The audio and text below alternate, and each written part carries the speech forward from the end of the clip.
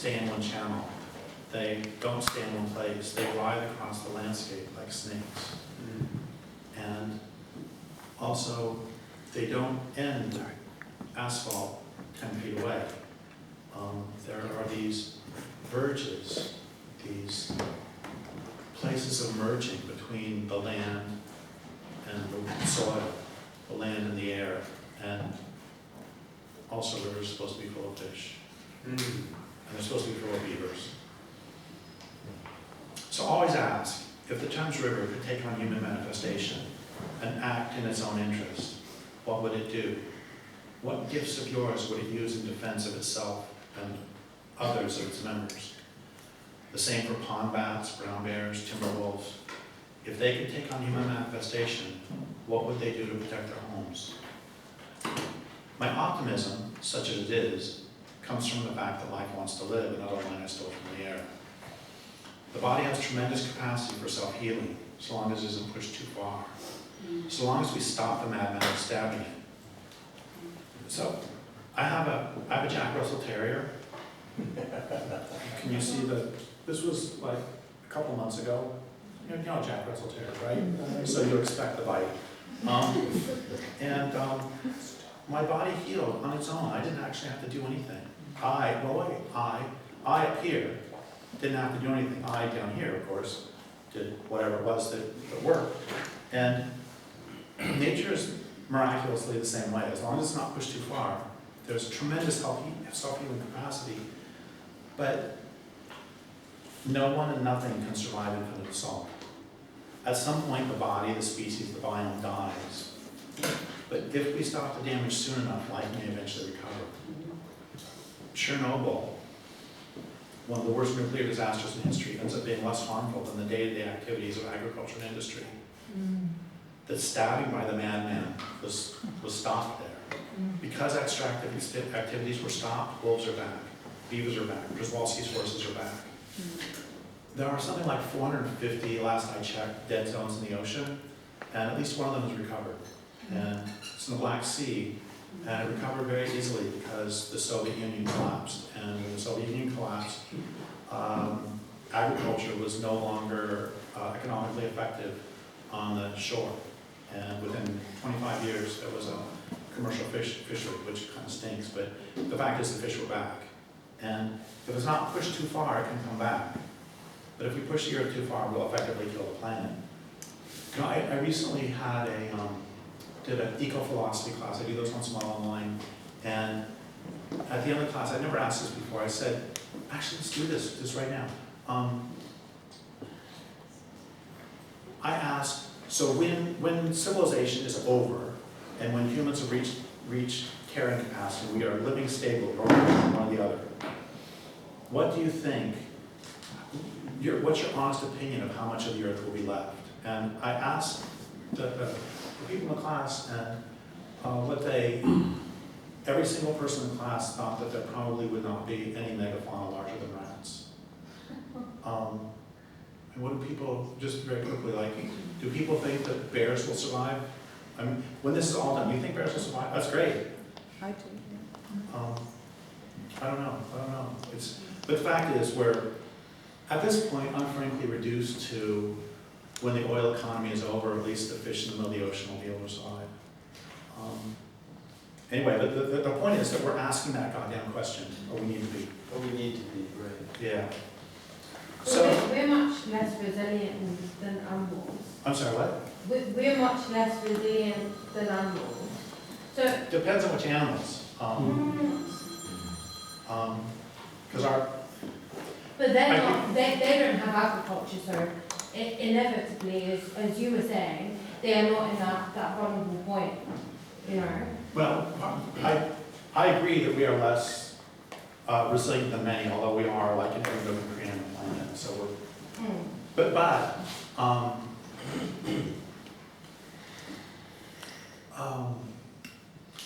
Lundy Bancroft, in his interesting book, Why Does He Do That Inside the Minds of Anger and Controlling Men, talks about how addicts don't generally change until they hit bottom. That's sort of a cliche that we all hear.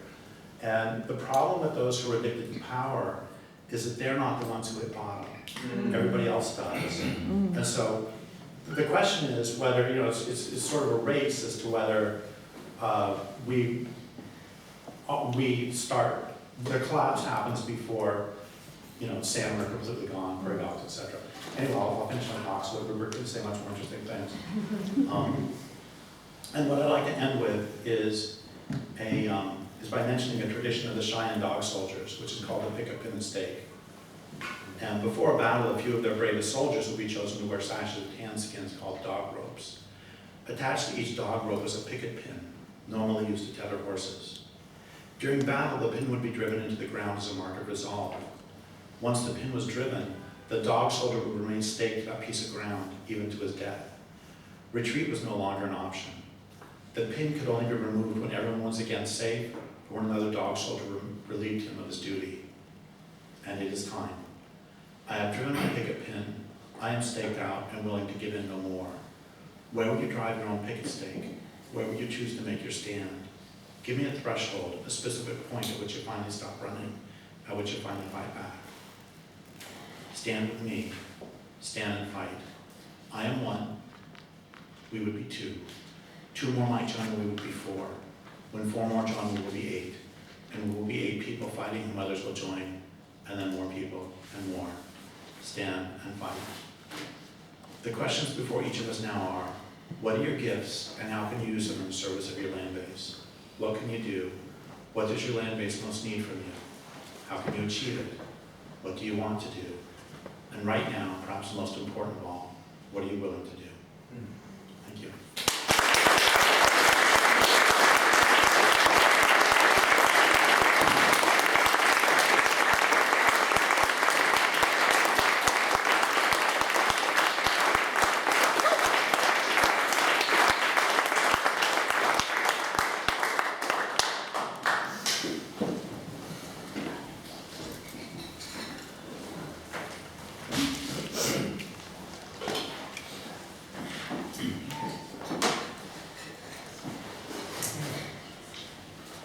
So here's a question.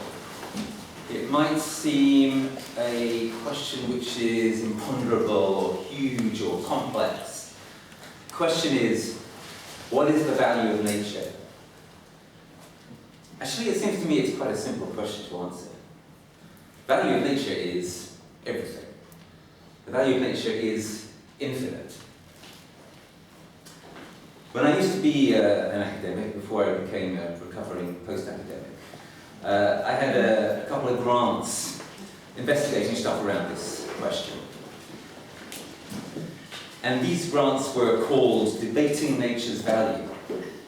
And the reason why we had to do this kind of slightly insane-sounding thing is that, as I'm sure many of you are well aware, there is this insane enterprise which is kind of gradually, increasingly underway, and we need to watch out for it. And the enterprise is the enterprise of seeking to value nature, not by saying, well, obviously it's infinite, but by saying, I can actually tell you what the value of nature is in pounds and pence. This is what a lot of economists now think. One of the things that they do when they try to place numerical value on nature is that they try to assess the value of the ecosystem services, which is a really horrendous term that we had to discuss in these grants. The ecosystem services that are provided by nature for human beings.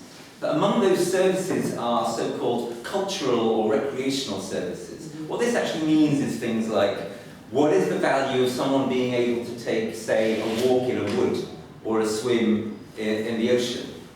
And they try to assess what that value is. And on the basis of that, they try to assess what the value is of that wood or of that ocean.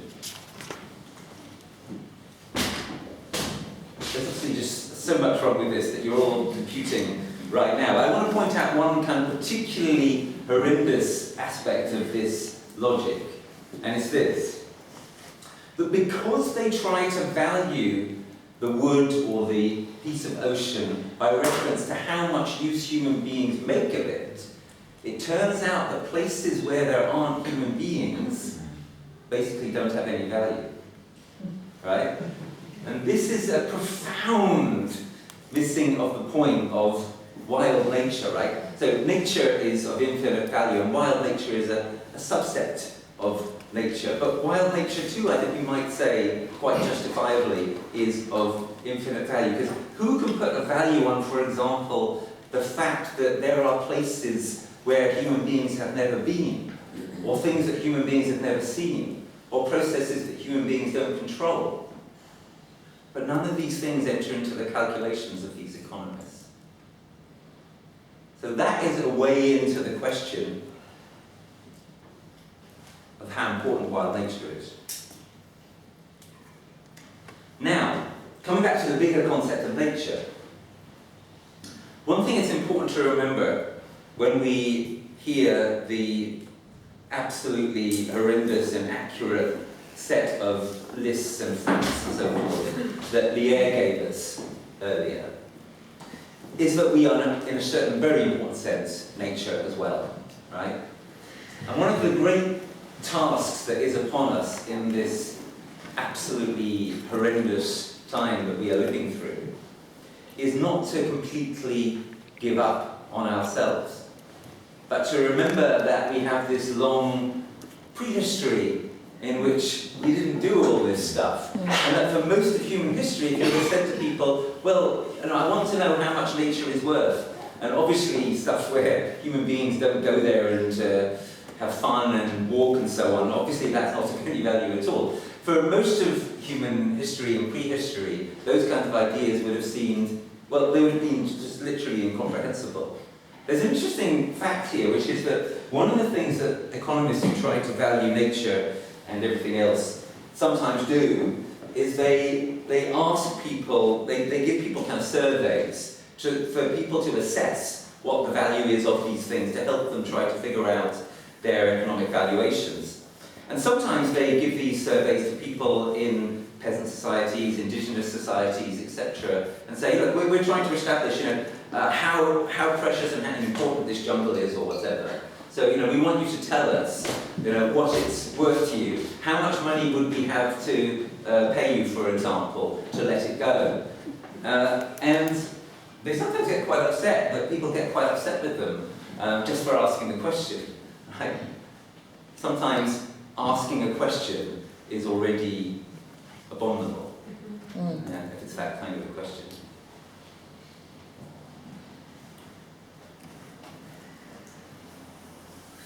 So, in this horrendous situation we're in, I want to talk with you for a little while about how we might be able to preserve and start to grow again some of our faith in ourselves and in what we might be capable of achieving and becoming and changing. So I wrote this little book, influenced among others by Derrick some years ago, called This Civilization is Finished. It remains my best-selling book. One reason I think it's my best-selling book, though, to be fair, is you see it's actually quite thin. People in this day and age seem to quite like short books. Anyway, in this book, there's something that I do which has kind of resonated with people, which is that I suggest that there are roughly kind of 3 possible futures for humanity. None of these futures involve the continuation of this civilization. That's the meaning of the title. But that's taken for granted. There are 3 possible futures. One possible future is in which we manage to transform this civilization into something profoundly different without having to go through a collapse event or series of collapse events. And this is what I sometimes call a butterfly future. So we go from being the caterpillars that we're currently being, chomping everything up, to being a beautiful creature which has managed to, you get the idea. Very sadly, I wrote this book in 2018, very sadly in 2025, it seems to me that the chances of a butterfly future, which I already estimated in this book as very, very small, are becoming kind of completely evanescent. I don't want to say they're 0 because I don't know enough to be able to assert that. I just want to say, don't bet the farm on a butterfly future. The second future which I outlined in this book was a future in which we endure a civilizational collapse, but we manage to find a way through it and to plant enough seeds for what might come after it, that we managed to come out of that and create some new kind of civilization. I should say, by the way, as an aside, and Derrick and I discussed this in our recent podcast that we did together, that I use the term civilization in a different and more expansive sense than Lierre and Derrick use it in. For me, I would be quite happy to say that many indigenous cultures, for example, had a civilization. I don't tie it as closely as they do to cities. So, this second possibility that I seek to describe is one in which this civilization comes to an end in a collapse, but we manage to have enough seeds of a future and not to have devastated everything so badly that it's possible for new civilizations to emerge from the ashes of this civilization. And that possibility, because of the ashes, I call a phoenix future. People sometimes say to me, "Oh, phoenix, yeah, that sounds really good. I like that. I can go with that." I have to say to them, but you do realise that there's an important difference between the kind of caterpillar-butterfly scenario and the kind of phoenix scenario, which is that the phoenix, it has to die first, you know. It's not ideal, but that is probably now the best that we can hope for. And the third scenario I call a dodo future. I don't really probably need to tell you much about what that one looks like. So, a butterfly future would be immeasurably preferable to a phoenix future, but is probably unavailable. A phoenix future would be immeasurably preferable to a dodo future, and is probably available. So, the question then becomes, how do we maximize the chances of some kind of phoenix-type future? And this is an immense question, which I think we now have to try to rise to. In the short amount of time here, I have here, obviously I can't say very much about it. I've written some stuff about it, elsewhere you can find, including in this little book. But I'm just going to say a couple of things. So one of those things is, I think there is an immense responsibility on us to consider the possibility that we might not succeed in creating a phoenix-style future, even let alone a butterfly future. So, what I'm getting at there is, even if we face into the possibility, which some would argue is a probability, of a dodo-style future for ourselves, there are better and worse versions of dodo. So, a better version of a dodo future for ourselves is a future in which many of the other most extraordinary species which populate our planet have continued somehow to survive. And I'm thinking of elephants and corvids and parrots and bonobos and whales and dolphins, especially perhaps the social whales and dolphins. There is, it seems to me, an immense responsibility on us to try to do anything we can do to stop those creatures in particular from being extinctified. Because, and this is something controversial, we've discussed it, but my judgment is that, for example, some of what bonobos have created, and some of what the social whales and dolphins have created, is of immense worth, and in some important respects, and I mean this quite seriously, I've written about this elsewhere as well, in some important respects can be said to rival what we've created as human beings. And I'm talking about the good things we've created, not all the terrible, awful crap that we're aware of. Our cultural achievements, some of the beauty of some of the ways in which we relate to each other and love each other and so on and so forth. You find extraordinary, different, and in some ways, I would argue, superior versions of those phenomena in, for example, bonobos or sperm whales or bottlenose dolphins. So there is an immense responsibility on us, it seems to me, to try to do anything we can do to keep those species alive. So that's what we should do vis-a-vis the possibility of a dodo future for us. Turning now squarely to thinking about Phoenix-style future, what can we do to make that more possible than it might otherwise be? And here, again, obviously, there's so much to talk about, and I can only scratch the surface. I'm going to say two things about that. One is that there is, it seems to me, an immense responsibility on us to create things like seed banks and biobanks. But the best seed banks, and there might be some disagreement between myself and Lierre here, I don't know if we can explore that. The best seed banks, of course, are seed banks which are in the ground. I think that there is an immense responsibility on us to try to preserve many of the wonderful species, subspecies and races of, for example, rice and squashes and courgettes and pumpkins and so forth, which are under immense threat at the moment from various kinds of sources, including contamination from GM foods and other things that many of you will be familiar with.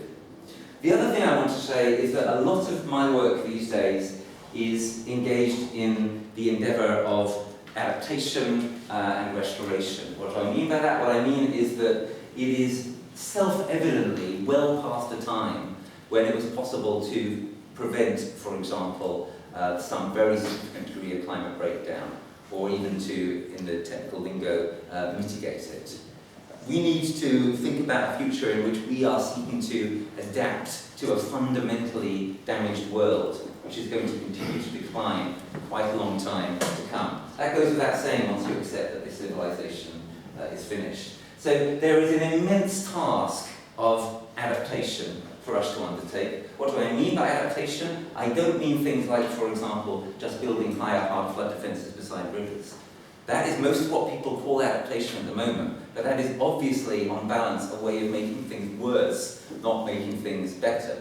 What I mean by adaptation is transformative adaptation, strategic adaptation, deep adaptation. It's things like recreating wetlands, recreating peatlands, enabling the cities that we continue to have insofar as we continue to have them, and remember that there are possibilities that are being created right now in the world, like Detroit, where the city is gradually being reclaimed by people practicing small-scale agriculture and permaculture, and that is a possible future for some of our cities. In the cities that remain, we need to be making some of the surfaces in those cities more permeable. We need to be turning those places into places which are not going to be death traps in the case of the flash floods that are coming, and that are going to get worse for a long time to come. These are the kinds of things that adaptation needs to mean. And adaptation, at the end of the day, what it really needs to mean is something similar to what Derrick talked about when he used this wonderful phrase, survival of the fit between ourselves and our ecosystem. Mm-hmm. The kind of adaptation that ultimately works is adaptation which is based in ecosystems and based in changing the ways that human beings live, such that those ways in which we live are compatible with ourselves and other creatures continuing to live. That is what adaptation really needs to mean. So there's this huge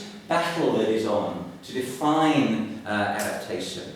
Is adaptation going to mean, because adaptation is going to become more and more important as more and more people perceive how much trouble that we're in, is adaptation going to mean reactive defensive measures such as endlessly higher, harder flood defences? Or is it going to mean looking upstream and actually changing the way that we contextualize the places that we live and changing the ways that we live such that we can fit ourselves with the difficult transforming future that is coming, be ready to transform with it and roll with it to the greatest extent that is possible.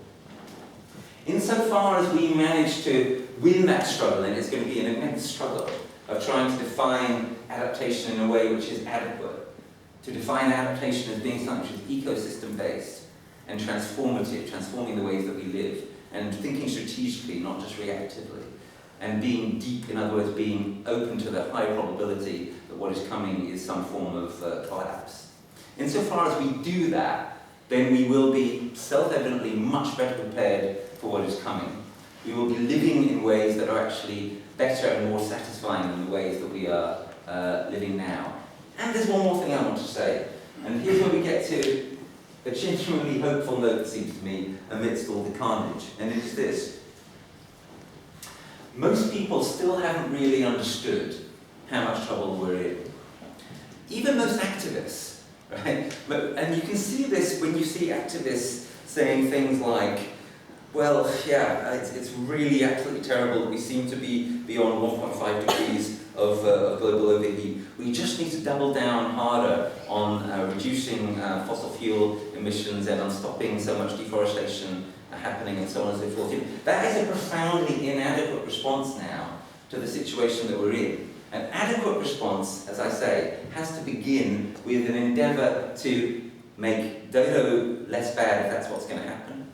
Aim for a phoenix rather than a dodo future, and if it's still conceivable, which which it might be, but I'm increasingly sceptical, a butterfly future rather than a phoenix future. Insofar as that's the kind of way that we are thinking, we are going to take adaptation deeply seriously. We're going to try to define it in the ways I've tried to suggest in the last several minutes. And insofar as we do that, insofar as we focus on that and begin with that, then we are doing something wonderful for ourselves and everybody else, which is that we are actually starting to take the crisis seriously. Right? As long as you continue to say, well, we just need to stop emitting these terrible fossil fuel emissions, and we just need to reduce the harm that industrial processes are doing, and so on and so forth, you're not really owning up to the level of the crisis. But once you start engaging in ecosystem-based adaptation, and once you start trying to take seriously the desperate and profound need to restore living ecosystems, to start to mitigate the blows that we've leveled against those ecosystems, and that we are leveling all the time as we allow the climatic situation to spin further out of control. Once you start to center nature-based and ecosystem-based ways of adapting to the damage that is here and the worst damage that is coming, then you are engaging with the level of destruction that there is. And that can wake people up. So when people say to me, as they sometimes do, Rupert, you and the Climate Majority Project, you're sort of conceding too much by taking adaptation really seriously. You're giving up, in some sense, on the possibility that we're going to attain this wonderful butterfly future that you speak about. I reply to them, well, look, I don't think you're taking seriously enough how much trouble we're in, but here's the encouraging thing. Here's how I can actually help you, Mr. Mitigator. The way that I can help you is when we engage in restorative, ecosystems-based, etc. adaptation to this horrendous and growing damage, then by way of doing that, we are showing our acceptance of the reality of how bad things are. And that wakes people up. So if you want to decarbonize our economy, if you want to change our industrial model to something which is far less damaging, if you want to have a future which is actually survivable and sustainable, the best thing you can do now, I would argue, is go through some of these kinds of thought processes and end up in the situation of taking adaptation really seriously. Whether that means engaging in much more local food growing, whether that means engaging in citizen-based disaster preparedness for the climate disasters that are coming that our governments are not adequately preparing for, whether that means restoring nature-based ecosystems, restoring wetlands, restoring peatlands, etc. All of these things are transformative, strategic, deep adaptation. And all of these things will wake people up, because once we are engaging in those adaptation responses, we are admitting that we are deep, deep into the danger zone. And any fantasy that we can get out of this by fixing things in the kind of way that people talk about fixing things when they talk about decarbonisation-centred alternative, for example, putting everything into renewable energy, any fantasy along those lines is revealed as a fantasy. So that's a hopeful note on which I would like to end. The way that we might conceivably be able to get through this and at least give ourselves a maximum chance of a Phoenix-style future, at least give ourselves a bit of time and breathing space to prepare for the terrible onslaught that is coming, is by engaging in the right kind of adaptation. And we need to enter into this struggle to define adaptation adequately, because it is going to be a defining struggle of the next decade. Thank you.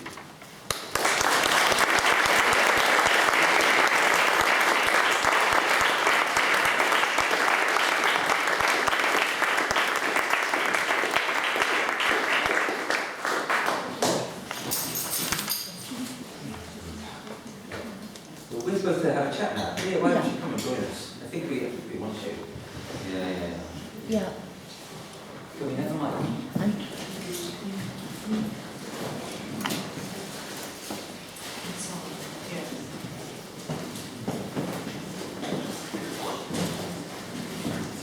So, is it here?